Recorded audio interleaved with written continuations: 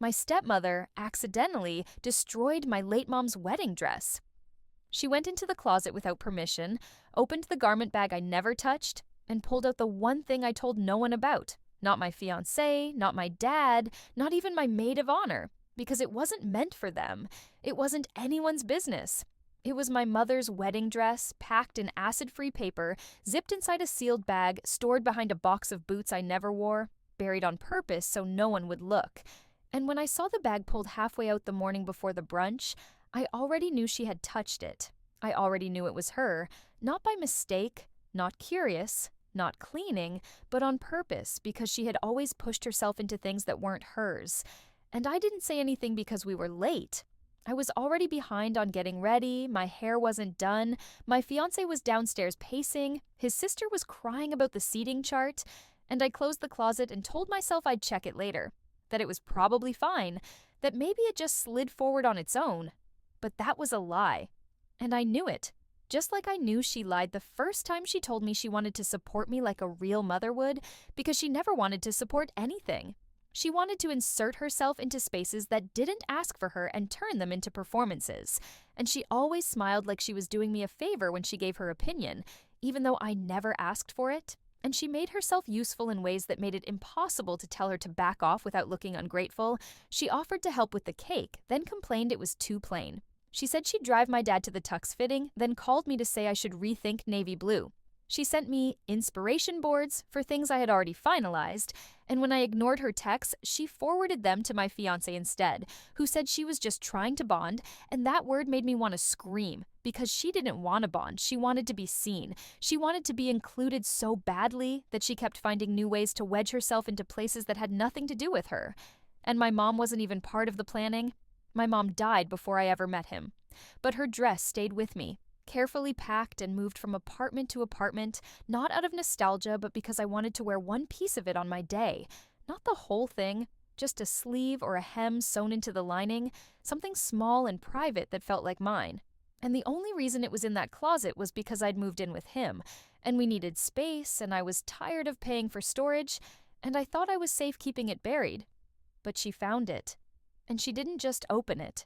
She took it out and claimed it, and the next day at the brunch, in front of both families, in front of my future in-laws and my dad and everyone who kept telling me how lucky I was, she pulled it out like it was her gift to me, like she had rescued something I forgot about, held it up in both hands and called it sentimental, said she had it freshened up for the wedding, and I couldn't even speak because the dress was wrecked, yellowed from whatever cleaner she used, one sleeve ripped near the seam, beads missing, lace warped, and there was a dark patch along the bottom like someone tried to scrub out a stain and gave up halfway through, and she kept smiling like she expected applause, like she thought this would be the moment people thanked her for understanding me, for connecting me to the mother I never talked about.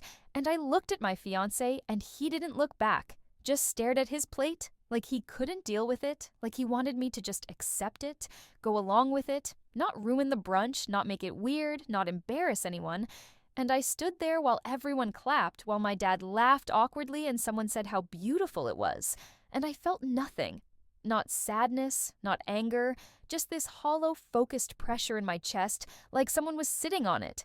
And I nodded, I smiled, I said thank you. I let her hand it to me like it was a gift. And I sat through the rest of brunch with it, folded on my lap like a prop. And I told myself not to cry, not to flinch, not to give anyone the performance they were waiting for, because I knew that's what she wanted. I knew she wanted to be seen handing it to me. She wanted to be remembered in the story. She wanted people to say, wasn't it so sweet what she did? Even though it wasn't sweet, it was calculated, it was selfish, it was controlling, and she had no right to touch it, no right to unzip it, no right to turn it into a spectacle. And I knew right then I couldn't marry into this. I couldn't go through with it. Not just because of her, but because of him. Because he let it happen. Because he knew she was overstepping and said nothing. Because he never told her to stop. Never asked her why she needed to go through our things. Never noticed that I'd gone silent halfway through the meal and stayed that way.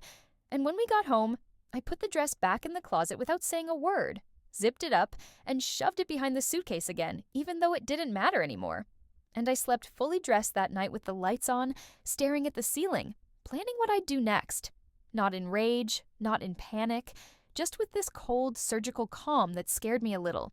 Because I wasn't crying, I wasn't even shaking, I was done. I was already gone. And the only reason I didn't leave that night was because I needed one more day to make a clean exit, one more morning to gather what was mine, because if they wanted a story, I was going to give them one, just not the version they expected. I packed a bag before sunrise, took my passport, cash, documents, left everything else, didn't leave a note, didn't take the ring, didn't tell anyone, just walked out, locked the door behind me like I was going to the store and didn't come back, turned off my phone halfway through the drive, slept on a friend's futon across town in a room with no curtains and a broken doorknob, didn't say a word for 2 days, ordered delivery under a fake name, muted every group chat, ignored every call, waited to see how long it would take before anyone realized I was serious, not emotional, not overwhelmed, not taking space, serious, and it took 27 hours before he messaged, didn't ask where I was or if I was okay, just said, "We need to talk about the dress." Like, that was the problem, like that was the beginning, not the last straw. And I didn't respond because there was nothing to fix, it wasn't a misunderstanding, it was exactly what it looked like. And the longer I stayed away, the more things started coming into focus. Not emotional clarity, just cold facts, like how I'd accepted the way his family never respected boundaries, how I'd ignored the way he let other people speak for me, plan for me, use my name on things I didn't approve, how he let her step into a role she was never invited to play, how he called her mom in front of me like that wasn't a slap in the face. And how every time I tried to push back, he told me I was being too sensitive or reading into things too much, and I swallowed it, moved on, kept peace, because I thought that was strength, but it was just habit. And now that I'd stepped out of it, I could see how deep I was buried under all their noise. And they noticed too late. They called too late, texted too late, posted smiling photos from the brunch like I was still in the story, still on board, still playing bride, while I was sitting in a coffee shop printing a cancellation form for the venue and drafting a mass email that started with, "Please consider this a formal end to all wedding plans."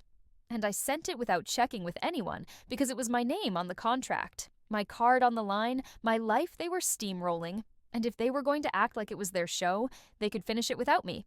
When my dad finally called, it wasn't to ask if I was okay, it was to ask what he should tell people, and that was all I needed to hear because it meant he'd made his choice.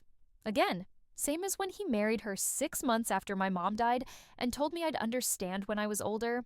Same as when she started dressing in my mom's colors, started calling me her girl, started giving interviews at family functions like she raised me herself, and I stayed polite, quiet, distant, and that was my mistake. Because people like her eat silence and call it permission, and I gave her years of it, let her pretend we were close, let her slip into group photos, let her handle things that weren't hers, and this time she crossed the last line, and I wasn't going to explain why. I wasn't going to list all the ways she failed to hide what she was doing. I was just going to shut the door and leave her outside it, and that started with the bridal shower, which I canceled behind her back but never told her, and let her show up to an empty venue in full makeup holding a gift bag like she was the guest of honor, and I got the security footage sent to me by the manager. No sound, just her pacing, checking her phone, looking around confused while staff cleared decorations from a party that never happened, and I watched it twice. Didn't smile, didn't save it, just deleted it and moved on. 3 days later, I went back to the house, didn't tell anyone, came during work hours so he wouldn't be there, opened the closet just to look at the dress one more time, not because I wanted to keep it, but because I needed to see what was left. And when I unzipped the bag, something fell out. A receipt folded into quarters. Not mine, not old, not forgotten, but recent. Printed from a boutique cleaner that specialized in vintage fabric with her name on the line, dated weeks before the brunch, with a note from the shop that said, "Attempted bleach treatment not recommended for heirlooms. Visible damage." And that was the moment I knew she did it deliberately, not by accident, not trying to help, not confused, but on purpose, paid for it, signed off on it, knew exactly what she was doing and did it anyway. And when it turned out exactly as expected, she pretended it was a gift, pretended it was sweet, pretended it wasn't sabotage, and she handed it to me like a prize. And I'd smiled like it didn't matter, like I didn't know.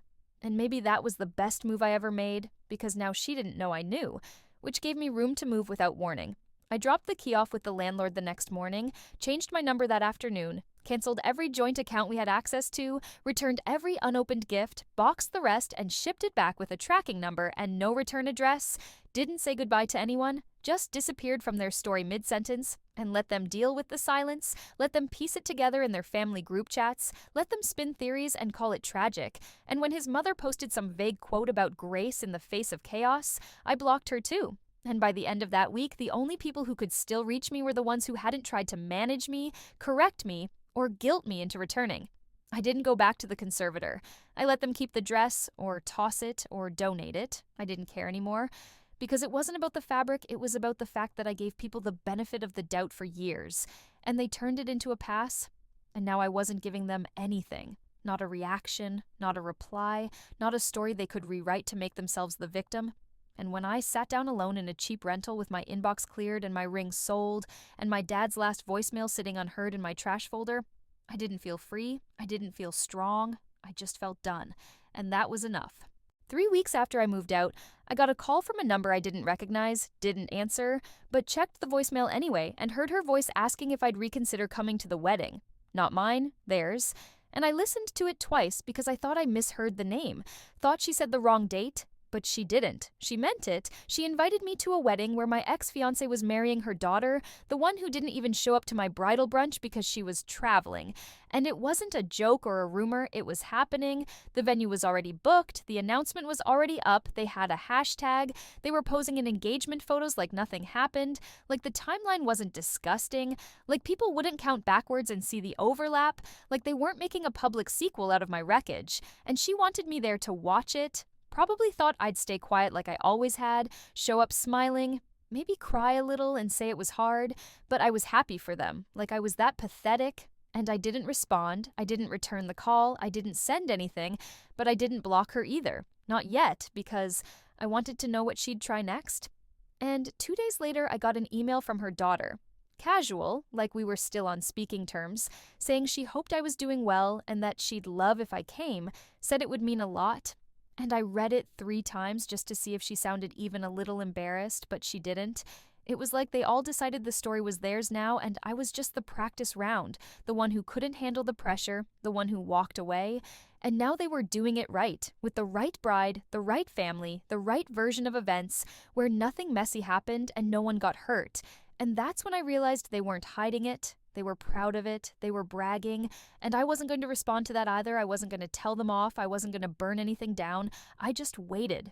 I waited until the week before the wedding, when most vendors require final confirmations, when the stress is highest, when one change can wreck a whole schedule, and I called the florist pretending to be her, gave them the new credit card number, told them it was a surprise from her mom and that she didn't know yet. Made sure they removed her original card, made sure the new one would bounce. Then I did the same with the cake order, the chair rentals, the portable bathroom service, changed the time on the shuttle bus pickup, left the old contact info so they'd call her, not me, and didn't do it all at once, just little by little, spread out over 5 days so it wouldn't be obvious. And on the day of the wedding, I didn't check anything, didn't refresh social media, didn't ask anyone for updates.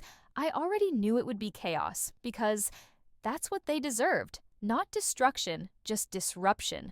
Just the weight of what happens when you treat people like placeholders and think they'll disappear quietly. I moved apartments again the next week, switched jobs a month after that, didn't leave forwarding info, didn't tell anyone but 2 people who'd never been involved, didn't explain myself, didn't keep souvenirs, not from the dress, not from the wedding, not from the house, not from the man, not from my dad, who still hadn't called me once without using the word dramatic. And I didn't wait for him to catch up. I didn't wait for anyone to wake up and realize what they'd done. I stopped caring if they ever did, because there's a point where silence stops being peacekeeping and starts being self-defense. And I hit that point and kept walking.